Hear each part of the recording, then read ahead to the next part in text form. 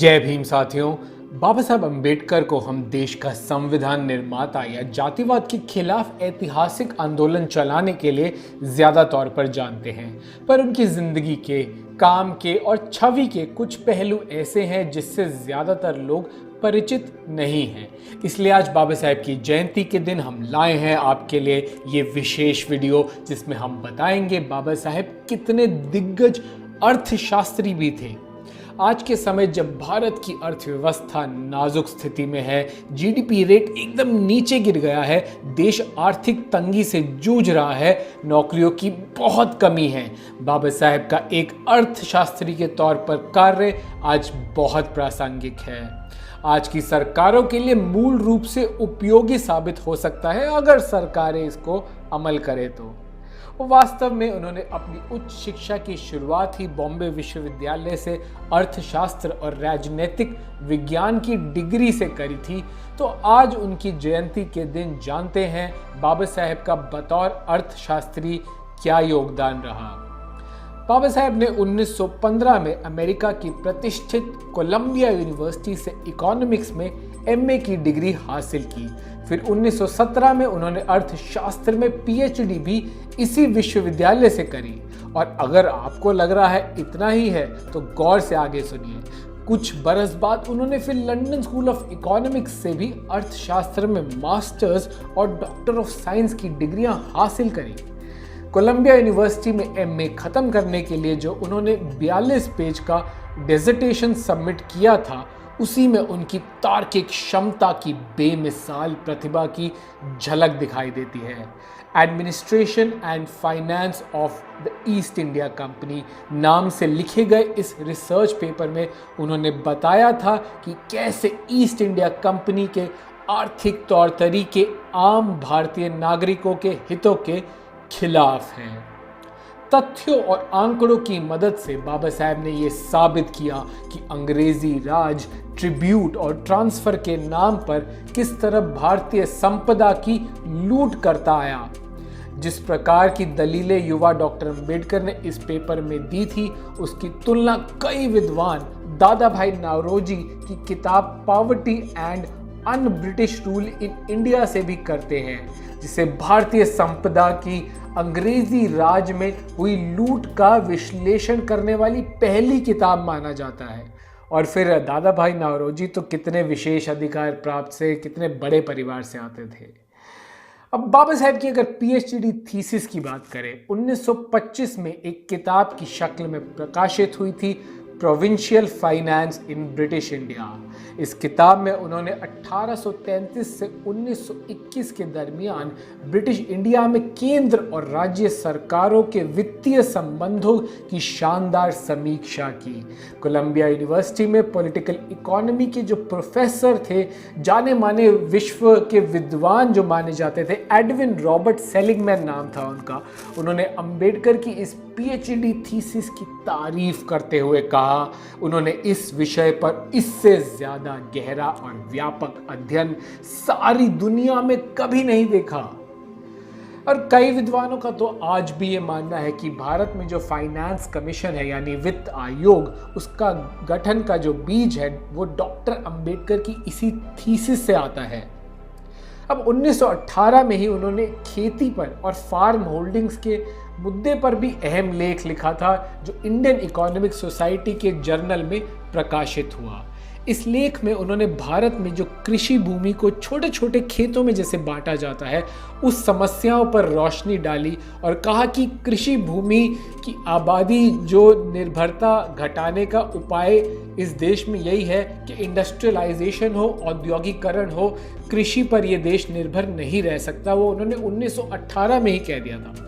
और ख़ास बात है कि अंबेडकर ने अपने इस लेख में छिपी हुई बेरोजगारी, डिसगाइज्ड अनएम्प्लॉयमेंट की समस्या को उसी वक्त पहचान लिया था जब ये अवधारणा अर्थशास्त्र की दुनिया में कभी चर्चा ही नहीं करी गई इस चीज़ की।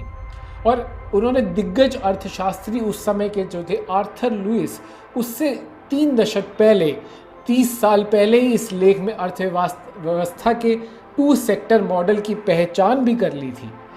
The problem of the rupee पे आते हैं। अभी तक तो हम युवा अंबेडकर की बात कर रहे थे, पर अब जब बाबा साहब और आगे मैच्योर होते गए और किताबें लिखी, तो उनकी एक बहुत ही बेहतरीन किताब है the problem of the rupee, its origin and it's solution.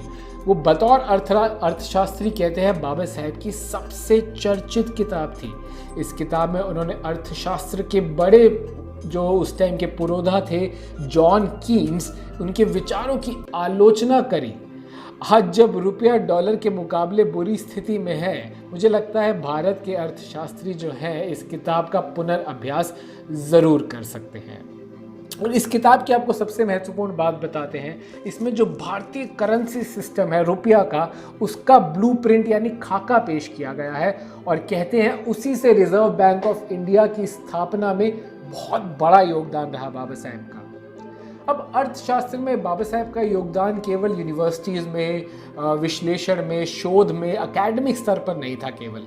जब स्वतंत्र भारत की पहली सरकार बनी नेहरू के अंडर, प्रधानमंत्री नेहरू के अंडर, तब उन्होंने श्रम कानूनों से लेकर रिवर वैली प्रोजेक्ट्स और देश के तमाम हिस्सों तक बिजली पहुंचाने के लिए ज़रूरी बुनियादी ढांचे के विकास तक कई ऐसे काम किए जो डॉक्टर अंबेडकर के मार्गदर्शन के बिना हो ही नहीं सकते थे। अब कृषि की भी बात कर ले। आज एमएसपी की लड़ाई हो रही है, किसान एमएसपी की बात कर रहा है, किसान आंदोलन सड़क पर चल रहा है महीनों से। बाबा साहब ने एमएस स्वामीनाथन कमीशन की जो सिफारिश हुई 1970 के दशक में, उससे 30 साल पहले ही कह दिया था कि एमएसपी लागत से कम 50% ज़्यादा होने चाहिए। इतनी दूरदृष्टि थी उनकी। और आज आप देखिए 75-80 साल बाद उसी की लड़ाई, न्यूनतम समर्थन मूल्य की लड़ाई आज भी चल रही है इस देश में।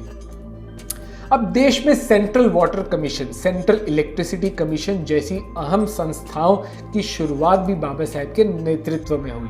देश में बिजली के ढांचे के विकास का खाका 1940 के दशक में उस वक्त तैयार किया गया था जब doctor Ambedkar policy committee on public works and electric power के चेयरमैन थे। उनका मानना था कि देश को औद्योगिक विकास के रास्ते पर आगे ले जाने के लिए देश के तमाम इलाकों में सस्ती बिजली मुहैया कराना ज़रूरी है और उसके लिए एक सेंट्रलाइज सिस्टम ज़रूर होना चाहिए। महिलाओं को भी आर्थिक वर्कफोर्स का हिस्सा बनाने के लिए मातृत्व अवकाश जैसे ज़रूरी अवधारणा को भी डॉक्टर अंबेडकर ने ही कानूनी जामा पहनाया था 70 साल पहले। आज भी इसकी डिबेट चल रही है और ढंग से दिया भी नहीं जाता ये मातृत्व अवकाश यानी मैटरनिटी लीव महिलाओं को ऑफिसेज में। अब लेबर की बात करें तो श्रमिकों को सरकार की तरफ से इंश्योरेंस और लेबर से जुड़े आंकड़ों के संकलन और प्रकाशन का विचार भी मूल रूप से बाबा साहेब ने ही दिया था। इसके अलावा गरीबी उन्मूलन, शिक्षा, औद्योगिकरण और बुनियादी सुविधाओं की अहमियत जैसे कई मसलों पर देश को डॉक्टर अंबेडकर के अनुभव और अर्थशास्त्री के तौर पर उनके ज्ञान का बहुत लाभ मिला। तो अब देखिए इसकी कितनी प्रासंगिकता आज भी है। आज महामारी के चलते ये मोदी सरकार श्रम कानूनों को हटाना चाहती है, पूंजीपतियों को लाभ पहुंचाना चाहती है, श्रमिकों को गुलाम बनाना चाहती है। तो उसमें अब बाबा साहेब की बहुत प्रासंगिकता इसलिए दिखती है। और ऐसा ना हो, हम जातिवाद और फांसीवाद के खिलाफ लड़ते रहें। ऐसे ही हमें बाबा साहेब की छत्र छाया में ही वो लड़ाई हो सकती है। और बाबा साहेब के बतौर अर्थशास्त्री के कार्य को भी बेहद महत्वपूर्ण है आज के दौर में देखना, जब नौकरी पाने के लिए इतनी जद्दोजहद हर इंसान को करनी पड़ रही है। और तो इसको पढ़कर ही, जानकर, सीखकर हम लड़ सकते हैं और इस देश के बहुजनों को आर्थिक तौर पर शक्तिशाली भी बना सकते हैं। तो बाबा साहेब के अर्थशास्त्री होने के जो काम है उसके बारे में भी और चर्चा होनी चाहिए, उसके बारे में सरकारी तौर पर चर्चा भी होनी चाहिए, सामाजिक तौर पर तो होनी ही चाहिए। और इस डिटेल्ड जानकारी के लिए हम फाइनेंशियल एक्सप्रेस को शुक्रिया देना चाहेंगे। उनके आर्टिकल के सौजन्य से हमें काफ़ी जानकारी मिली है। तो साथियों, इस वीडियो को आप ज़्यादा से ज़्यादा शेयर कीजिए, इस जानकारी को ज़्यादा से ज़्यादा लोगों को पहुंचाइए, क्योंकि जैसे मैंने कहा लड़ाई ज़रूरी है। तो ये आर्टिकल, ये वीडियोज़ जब पहुंचेंगी लोगों तक, जानकारी होगी, डिबेट होगी, तभी सरकार इसको मानेगी। वायरल नहीं होता तो सरकार मानती भी नहीं है। तो वीडियो को ज़्यादा से ज़्यादा शेयर कीजिए। आप चाहे चाहे तो हमारे YouTube channel The News Beak को सब्सक्राइब ज़रूर कर सकते हैं। बेल आइकन ज़रूर दबाइए तुरंत नोटिफिकेशन पाने के लिए। जैसे ही हम बहुजन समाज से जुड़ी कोई भी विशेष खबर और विश्लेषण डालें, आपको तुरंत नोटिफिकेशन मिल जाए उसी समय। आप हमें फेसबुक, ट्विटर और इंस्टाग्राम पर भी फॉलो कीजिए। हम वहाँ भी अपडेट करते रहते हैं, तो प्लीज़ फॉलो कीजिए और शेयर और सब्सक्राइब ज़रूर कीजिए। जय भीम।